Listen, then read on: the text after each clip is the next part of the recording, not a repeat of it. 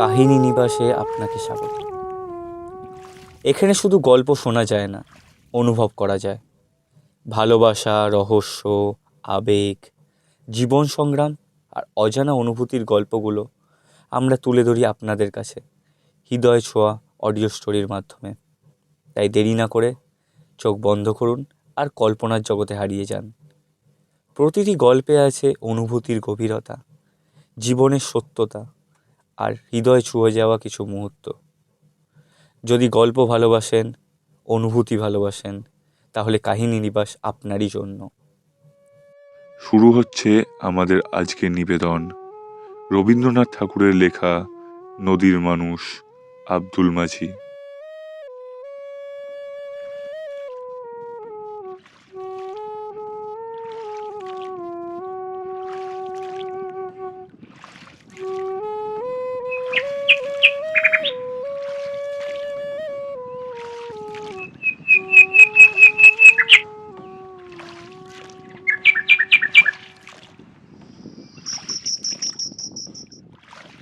শৈশবের স্মৃতিগুলো বড় অদ্ভুত।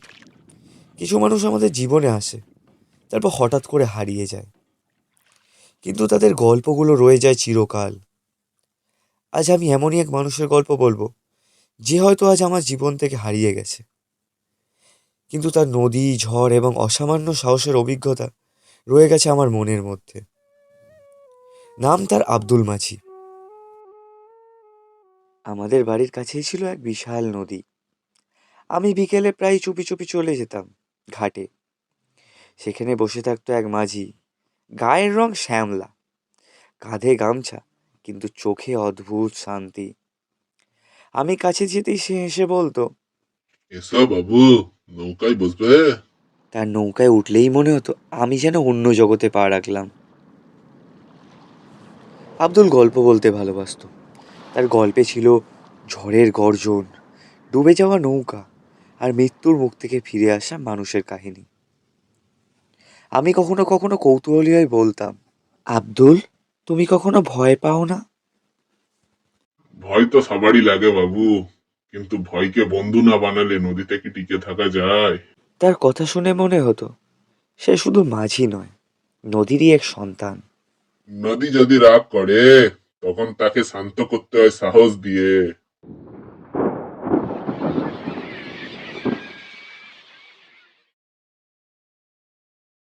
একদিন আকাশ হঠাৎ ভারী হয়ে উঠল। দূরে কালো ঘন মেঘ জমল, বাতাসে অদ্ভুত অস্থিরতা। ঘাটে দাঁড়িয়ে আমি দেখলাম সব মাঝিরা তাড়াতাড়ি নৌকা বেঁধে দিচ্ছে, কিন্তু আব্দুল আব্দুল তো এখনো ফিরলো না।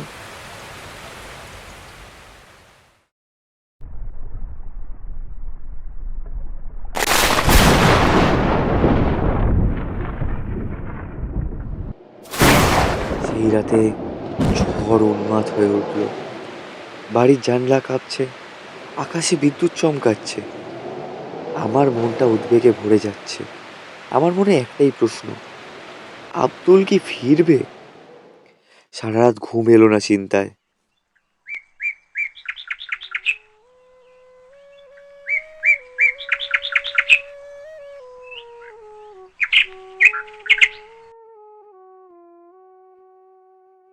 ভোর হতেই দৌড়ে গেলাম ঘাটে। চোখে পড়লো একটা নৌকা ধীরে ধীরে এগিয়ে আসছে। ওটা কি আব্দুলের নৌকা? হ্যাঁ, আব্দুলেরই নৌকা বটে। ভিজে কাপড়, ক্লান্ত শরীর, কিন্তু মুখে সেই চেনা হাসি। আমার সামনে হাসি মুখে এসে দাঁড়ালো আব্দুল মাঝি। আমি বলে উঠলাম, তুমি বেঁচে গেছো? সবই আল্লাহর রহমত বাবু। আমি আলতো স্বরে জিজ্ঞেস করলাম, ঝড়ে খুব ভয় পেয়েছিলে? ভয় তো পেয়েছিলাম, কিন্তু তখন দেখি একটা ছোকরা জলে ভাসছে, তাকে না বাঁচালে কি চলে? ঝড়ের তাণ্ডবের মধ্যে যখন সবাই নিজের প্রাণ বাঁচাতে ব্যস্ত, আব্দুল তখন নিজের জীবনের কথা না ভেবে ঝাঁপ দিয়েছিল অন্য একজনের প্রাণ বাঁচানোর জন্য।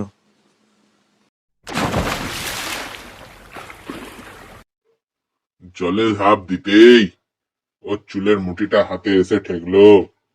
তখন মনে হলো আজ যদি ওকে ছেড়ে দিই তাহলে মানুষ জন্ম নিয়ে লাভ কি? আমি শুধু তাকিয়ে রইলাম তার দিকে। সে কোনো বীরের মতো কথা বলছে না, কোনো গর্ব নেই তার কথায়, শুধু একটা সাধারণ মানুষের সাধারণ স্বীকারোক্তি। সেদিন বুঝেছিলাম, সাহস মানে শব্দ নয়, সাহস মানে কাজ।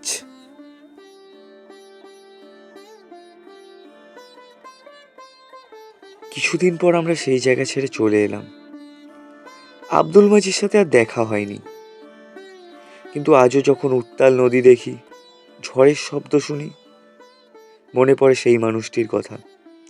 নদীর মানুষ, গভীর নিবিড়, অথচ শান্ত।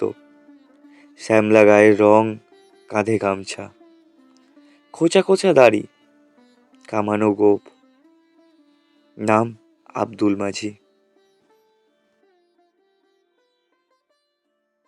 মানুষের প্রকৃত মহত্ব তার পদবি বা সম্পদ নয়, তার হৃদয়।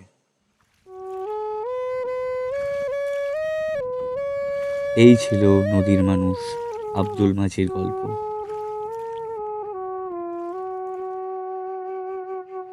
সকলকে জানাই দোল পূর্ণিমার আন্তরিক এবং প্রীতীয় শুভেচ্ছা ও ভালোবাসা। রঙে রঙে ভরে উঠুক আমাদের সকলের জীবন। আপনাদের যদি গল্পটি ভালো লেগে থাকে তবে আমাদের অডিও স্টোরি চ্যানেলটি সাবস্ক্রাইব করুন, লাইক করুন এবং শেয়ার করুন, এবং শুনতে থাকুন মানুষের গল্প ও জীবনের গল্প।